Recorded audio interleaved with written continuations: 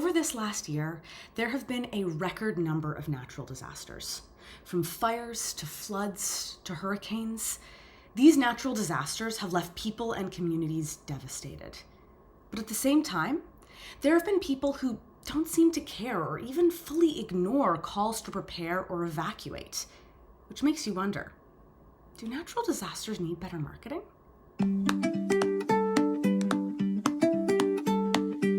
Hello, I'm Dr. Aviva Philipp-Muller. I'm a consumer psychologist and professor of marketing, and I'm here to help you understand the marketing behind the stuff you encounter every day. If that's something you're into, then don't forget to like this video and subscribe to this channel.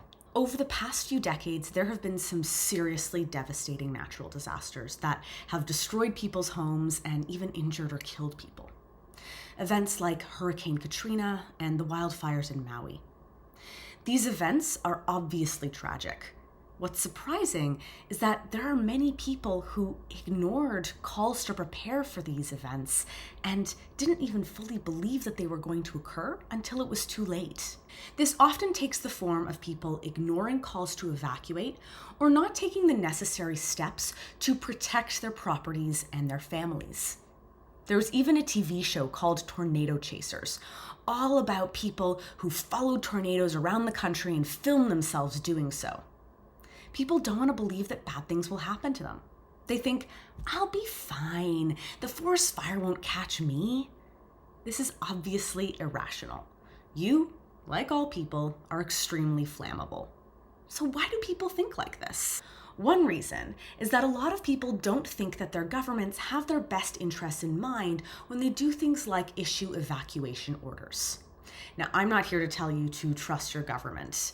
Whether or not your government is trustworthy when it comes to things like evacuation orders depends on a lot of things. But it makes sense that if you think your government is always lying to you, then you'd also think it's lying or at least exaggerating about the need to evacuate. Who is likely to distrust evacuation orders? Well, it's probably the same people who distrust authority in other contexts as well. It's the people who just simply don't like being told what to do. And when people are told they need to do something that they don't necessarily want to do, like being told they need to leave their homes immediately when they just want to stay in their homes and keep living life as usual, they experience a thing called reactance. When people feel like their freedom is being limited or impinged upon, they get their hackles up and they feel this need to rebel. What makes things worse is that natural disasters literally make people fear for their lives and think about their own deaths, even if just for a moment. This is called mortality salience. When people start thinking about their own death, they tend to double down on the values that they hold near and dear to their hearts, because it helps them cope with the terror of death. So if you really value your family, you'll feel a strong sense of love for your family. And if you really value cheeseburgers, you'll feel a strong sense of appreciation for cheeseburgers. And if you really value your freedom and opposition to authority, then thinking about death by natural disaster may make you ironically more likely to ignore an evacuation order. One final reason that natural disasters and extreme weather events like hurricanes can be so deadly is because of, believe it or not, sexism. No, not sexism toward the governor or toward the news anchor, but sexism toward the hurricane itself.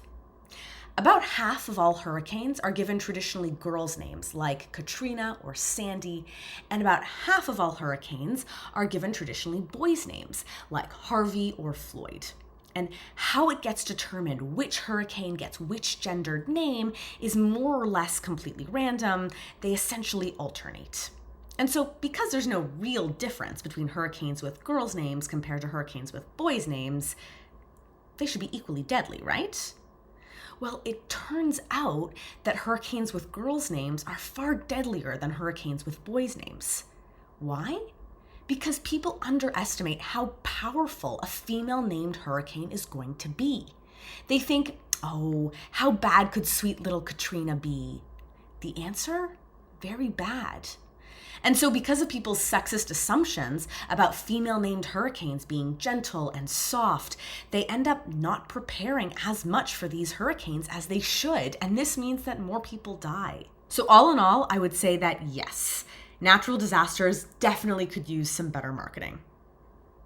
What do you think? How do you respond to extreme weather events? Let me know in the comments any ideas you have for how to get people to take extreme weather events more seriously. Thank you so much for watching. Don't forget to like this video and subscribe to this channel, and I will see you in the next video.